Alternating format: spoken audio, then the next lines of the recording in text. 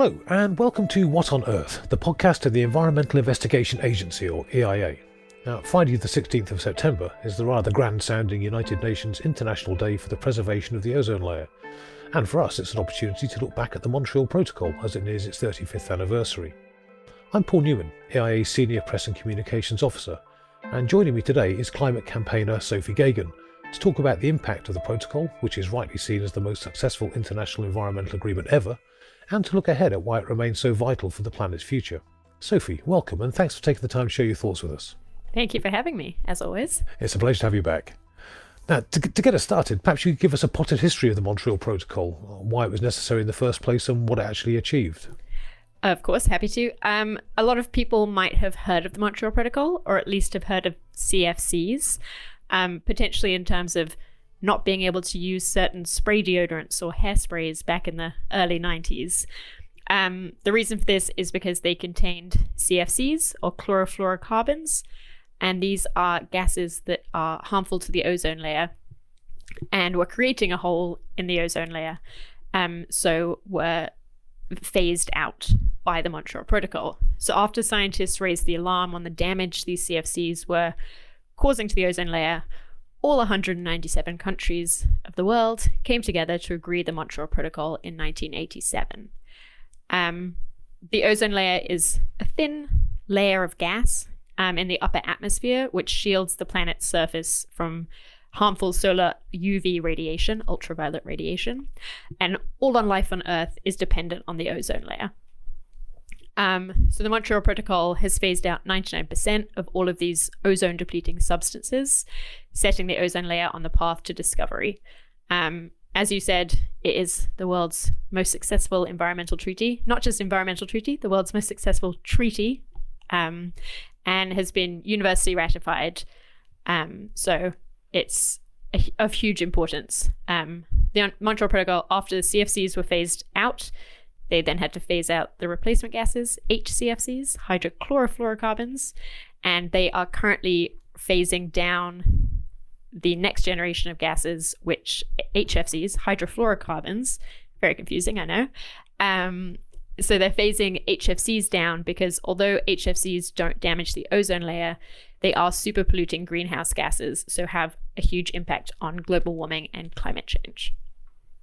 Am I right in thinking that we and other organisations have been, well, for want of a better word, pestering the Montreal Protocol to embrace climate change as well as ozone protection over recent years? I know there's been some push to get them to address HFCs because, I suppose it strikes me, the international mechanism is already there. It makes no sense to even a layman like me thinking that you're going to create the Montreal Protocol Mark II specifically to address climate harming gases. So it would make more sense for you to bring it under the original institution, yeah. I mean, the Montreal Protocol has always been a climate treaty, essentially, because these first two gases, the CFCs and the HCFCs, they are ozone-depleting substances, but they are also warming gases. So they have very high global warming potential, so which is kind of ton for ton how much they warm the atmosphere compared to CO2. So a lot of these CFCs have GWPs in the thousands, the many thousands. So the Montreal Protocol has always had climate impacts. But yeah, with HFCs, it made sense for the Montreal Protocol to deal with them and move away from just being specifically about the ozone layer protection, although that is obviously something they still do.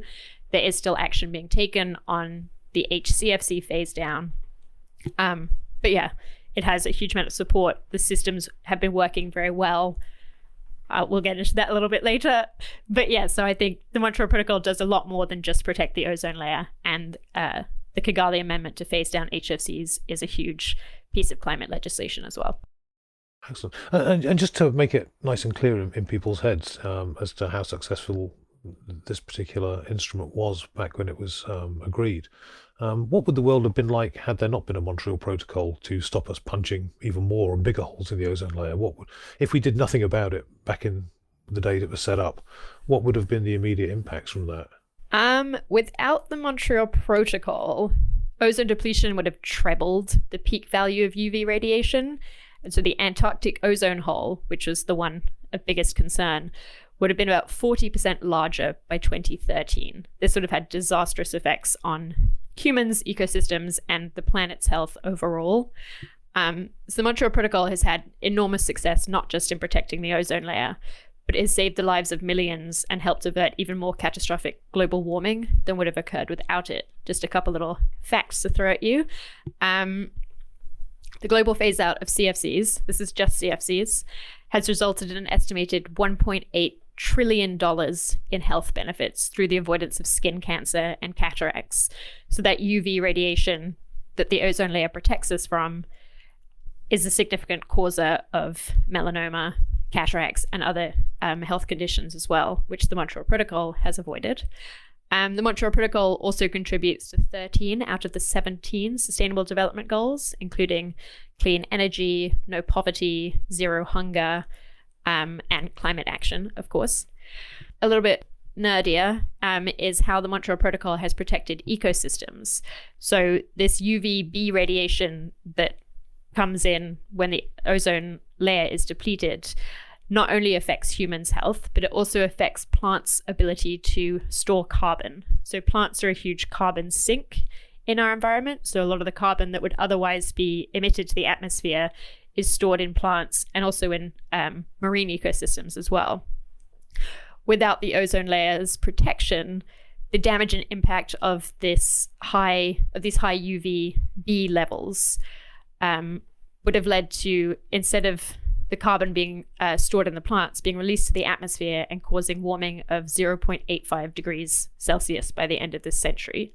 So that's a huge chunk of warming that's been avoided by the Montreal Protocol, and that's not even considering the benefits on marine life as well, thanks to this reduction in UV radiation. In terms of climate impacts, like I said, ozone depleting substances are also terrible greenhouse gases. And so actions to cut the use of CFCs and other ozone depleting substances under the Montreal Protocol have avoided significant greenhouse gas emissions and substantial warming. Without the Montreal Protocol, CFC emissions would have led to 1.7 degrees of warming by 2100.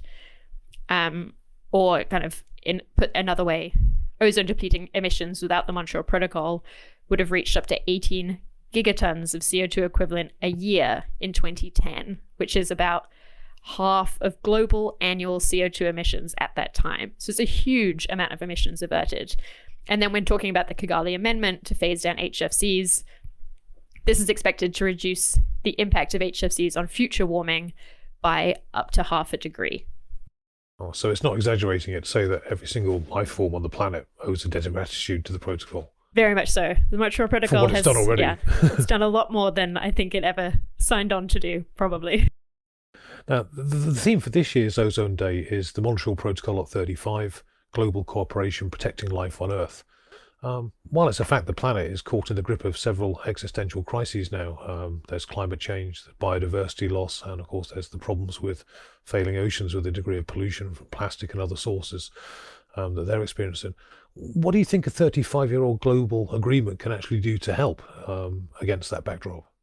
I mean, like I've said, all of those successes that have happened are huge, and they've taken 35 years to get there. But the Montreal Protocol is constantly evolving. It's constantly kind of assessing new gases, new threats, new information from scientists, from NGOs, from kind of the community at large, and really kind of finding new ways to protect the ozone layer, to retain the successes, and to mitigate climate change even further. So with these, they've successfully gone through 2 different phase-out periods and are now phasing down HFCs.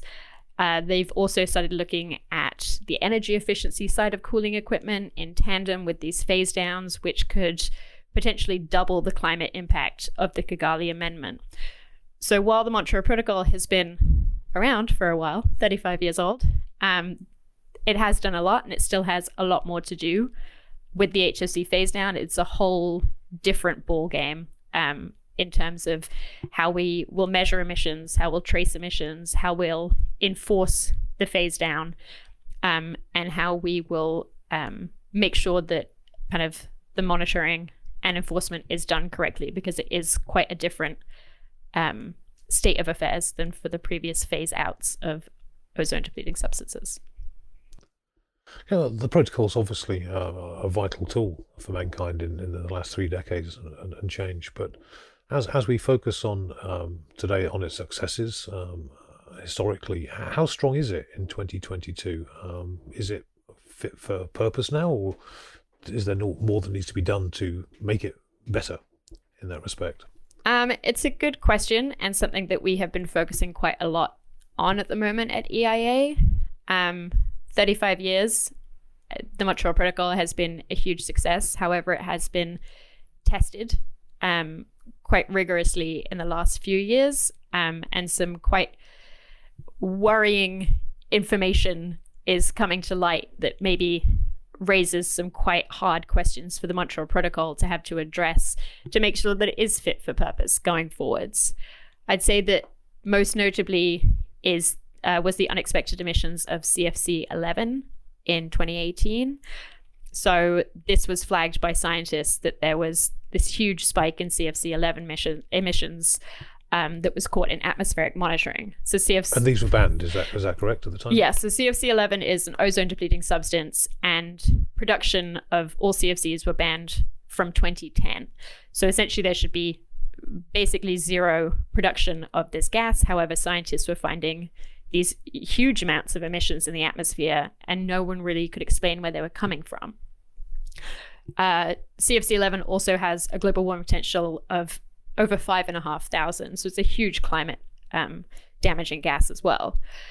Once we saw what the scientists had said, EIA carried out some undercover investigations in China, and we found evidence from 18 different companies in 10 different provinces confirming the use of CFC 11 as a blowing agent for the manufacture of foams to insulate buildings and appliances.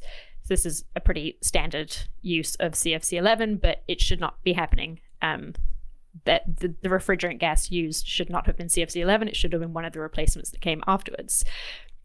So upon finding this, we published 2 reports for the parties, and the Montreal Protocol was very, very shocked. All parties were shocked by this discovery and really did leap into action, including China themselves took a lot of action to crack down on this illegal production.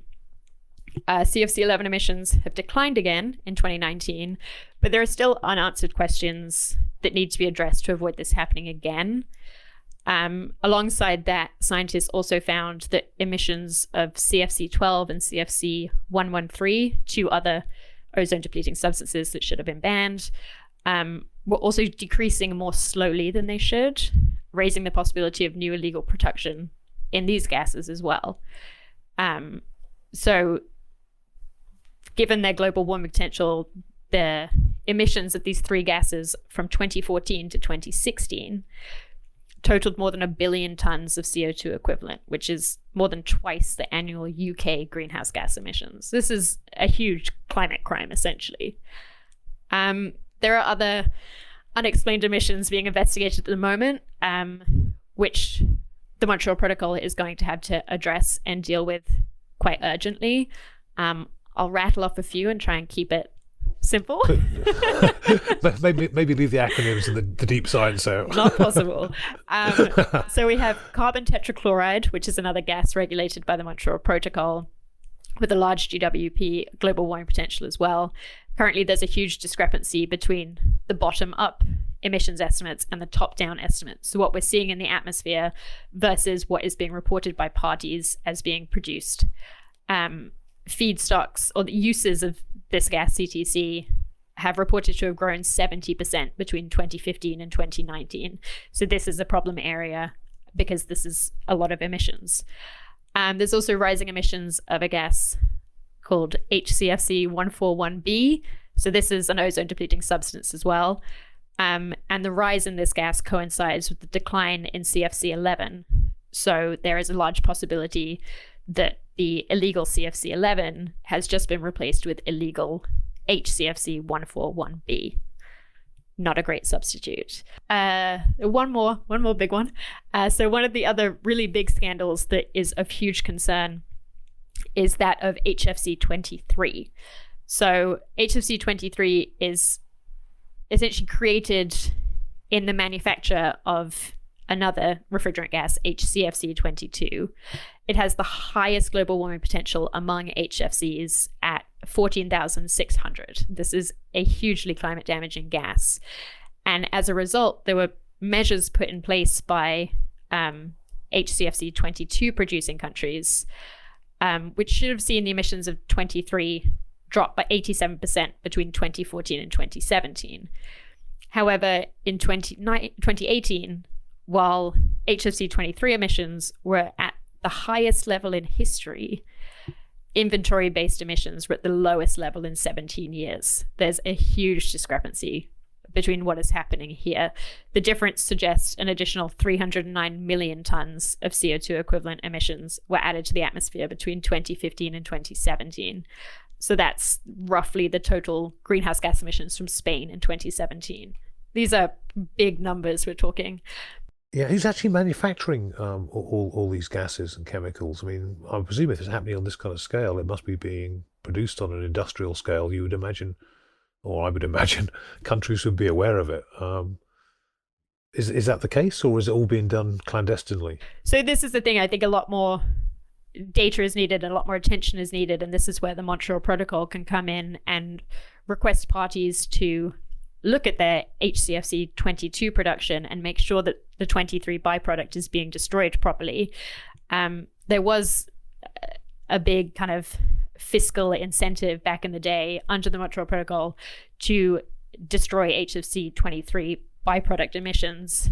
It doesn't seem like it's happening based on the emissions they're seeing. So either this abatement is not happening as it's been reported.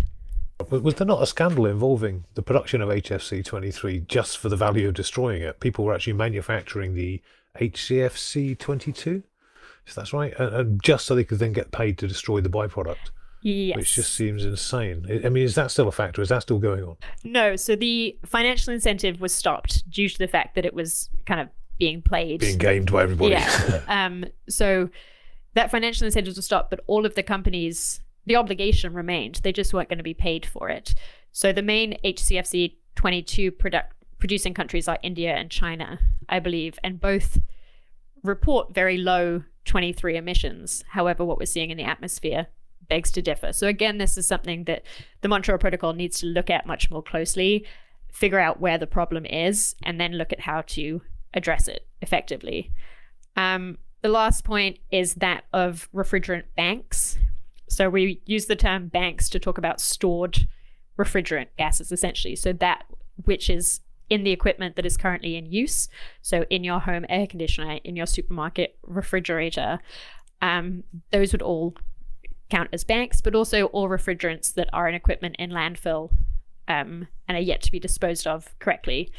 So these banks leak their emissions throughout, kind of just slowly into the atmosphere. Historically, the Montreal Protocol has only controlled production and consumption of gases, not the emissions. So banks is this kind of gray area that's not covered by the Montreal Protocol. However, it's a massive and time-limited climate mitigation opportunity. And these banks can have a huge impact both on the ozone layer and on climate action as well. It's been said that emissions from the banks of CFCs could potentially delay Antarctic ozone hole recovery by about 6 years. So what we need to see is a global framework to recover and destroy ozone-depleting substances and HFCs. This is very urgent, and like I said, it's time limited. These banks will grow and they'll kind of emit as they're lying around. So EIA is a member of the Climate Ozone Protection Alliance, the newly formed COPA, which is hoping to address this issue. Fantastic. It brings me on neatly to my next, which is, given all the various problems you've just outlined, what do you think can be done to address them conclusively within the context of the Montreal Protocol? Is this something that we can expand the protocol to give it the teeth to go after these kind of issues? I think the good news is that all of these issues can be dealt with effectively within the Montreal Protocol. There's no real need to expand it. All of this can happen. It just requires kind of a comprehensive look at the institutions of the Montreal Protocol to see where the weaknesses lie and how they can be remedied. So this is something EIA has been working on for a few years now to kind of start that ball rolling in terms of the parties looking inwards and looking at how to strengthen the monitoring, the reporting, the enforcement, the verification, and ensure that these emission scandals like the CFC11 or what we're seeing with HFC23, these things don't happen again and don't derail the success of the Montreal Protocol. So we want to make sure that the Montreal Protocol is fit for purpose, not only to avoid these scandals happening again, but the Montreal Protocol is now entering a kind of pivotal moment as it introduces the Kigali Amendment. We're going to see the HCFC phase out is still ongoing in developing countries and A5 countries. And now there's going to be a kind of parallel actions on the HFC phase down. So it's two different scopes of work working in tandem. So there's a lot of coordination that's needed. And there's a lot of potential there to kind of leapfrog technologies to the best available technology and really save a lot of emissions.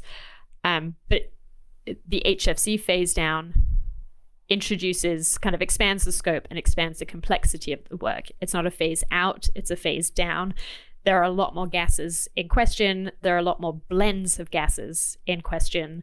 And so atmospheric monitoring is going to become even more difficult. So strengthening the Montreal Protocol is key now, quite urgently, so that as the HFC phase down begins in earnest with the developing countries, everything is in place to make sure it goes smoothly. With atmospheric monitoring, like I just mentioned, it's going to become more difficult. But even as it is now, there are huge regional gaps in what we can monitor. Large areas of the world do not have any monitoring capabilities, which makes it really difficult to assess the situation and assess the success of the Montreal Protocol, but also to pinpoint issue areas when these issues arrive. For example, with the CFC11 emissions, the science couldn't show exactly where the emissions were coming from. The investigation had to do that as well to kind of get the on-the-ground information. So the parties to the Montreal Protocol are currently working on addressing gaps in monitoring, and that's a key kind of priority for them, which is great. There are other issues concerning kind of the compliance procedure, defining illegal trade. Currently, actions on illegal trade are kind of the responsibility of parties, but it's also voluntary, and there's not a lot of follow-up or monitoring on actions. The Montreal Protocol has its own implementation committee, which deals with certain issues. However, it's not a very transparent committee. External civil society organizations aren't allowed access to it. And there's no whistleblowing procedure. And like I said with CFC11, the issue was spotted by independent scientists, and then an independent NGO organization, us, went in and did the investigation. So the fact that there's no whistleblowing procedure within this organization, within this kind of system, obviously that's a significant oversight because that's where we got our information. But I mean, there are challenges, like I said, and a lot of these can be dealt with by the Montreal Protocol, but it will require new investment in the Montreal Protocol institutions and the processes, including increased funding for institutional strengthening in the kind of A5 countries or the developing countries, so that kind of their work while doing the HCFC phase out with the HFC phase down can be done as successfully as possible, and that the kind of monitoring and enforcement can be ongoing and can be can work very well, essentially. And this goes back to the leapfrogging you mentioned earlier, where countries that are in the process of getting rid of HCFCs, instead of transitioning to the equally damaging, even more damaging HFCs, which are produced by the same chemical corporations, obviously because they want to keep their profits flowing. They could actually just leapfrog right over those straight into natural refrigerants and alternatives that don't mess up the planet. Yeah, very much so. There's a huge leapfrogging opportunity, both for the climate, but also financially. Obviously, one transition is cheaper than two. It's also faster, and it's a lot easier. And just skipping the whole transition into HFCs and going straight to the future-proof natural refrigerants is the best option. obviously And time is pressing. And also you can increase energy efficiency at the same time. You can make sure that all your kind of workforce is trained appropriately to work with them. So yeah, leapfrogging is a huge opportunity that the Montreal Protocol is looking at, but kind of maybe needs to do more work on, especially on the financing side. So a final point. What do you think the international community can actually learn from the Montreal Protocol? What are the big takeaways that we should be taking away as we look at it and its successes and its structure and how it's operated and how it's set up and how it's been adapted? Do you think there's much there we can use to apply elsewhere in the world? Definitely. I think the Montreal Protocol, I know that I've just bashed it a little bit, but it really is such an important piece of such an important international treaty for the climate, for the ozone, and it's kind of an example of what can be done and should be done. The Montreal Protocol is universally ratified and supported globally. A fun fact people love to throw around is the Montreal Protocol was ratified when the US had a Republican president and the UK had a Tory prime minister. These are not kind of classically climate-friendly positions, I suppose. Yeah. But it was Thatcher and Reagan that were in power when the Montreal Protocol was ratified. The Montreal Protocol has support of government, policymakers, industry, NGOs. It's very rare that everyone is on board at the same time. And it's kind of the magic of the Montreal Protocol. It's also been very flexible. It's pivoted with the new scientific information that's come to light, from CFCs to HCFCs, got confused myself. And when they... So many acronyms. And then they had to be phased out because they realized that they were also depleting the ozone layer. HFCs were introduced. We then realized very quickly that they had huge global warming potentials, huge impact on the climate. So they're being phased down now. With the next refrigerant, whether kind of ideally it's natural refrigerants, but there's also this new family of synthetic refrigerants called HFOs being sold and marketed by these same refrigerant companies that also have made HFCs, HCFCs, and CFCs. And HFOs, while they have very low global warming potential, do have potentially huge environmental impacts. So it might be that the Montreal Protocol in 10 years has to phase those down as well. We'll see. But it's been flexible. It's gone through these huge changes and it's managed to kind of keep on track and keep doing more and more. Even with the kind of institutional strengthening that I was just talking about, those discussions have begun. The parties are aware that these things need to happen. And while discussions would have been delayed for a few years because of COVID, in the last meeting in July, the party set up an informal kind of working group where they started discussing and brainstorming areas that do need to be looked at to be strengthened and to make sure that the protocol is fit for purpose. The Montreal Protocol has always been ambitious and has a true sense of cooperation. Nobody wants any of the countries to fail because it has such important global impacts of the ozone layer. It affects everybody on the planet, not just one country. So there is that sense of international cooperation. Also, the delegates working on the Montreal Protocol are extremely dedicated, and many of them have been working on this piece of work for decades. There's such strong institutional knowledge within this quite small group of people. It's very, very impressive. So as the Montreal Protocol celebrates its 35 years of international cooperation, I think it's a great example of what can be achieved, and we hope that it can continue to be a beacon of success for other treaties to follow. Fantastic, and amen to that. Well, thank you very much, Sophie, for joining us today. I think I'll actually be sleeping a little bit better tonight with the knowledge that there's something out there bigger that'll get after us. Mm-hmm. If you've enjoyed listening to this podcast, please watch this space for future episodes, and do check out our website at eia-international.org to find out more about our work. Thank you very much for joining us today, and wherever you are, stay safe out there.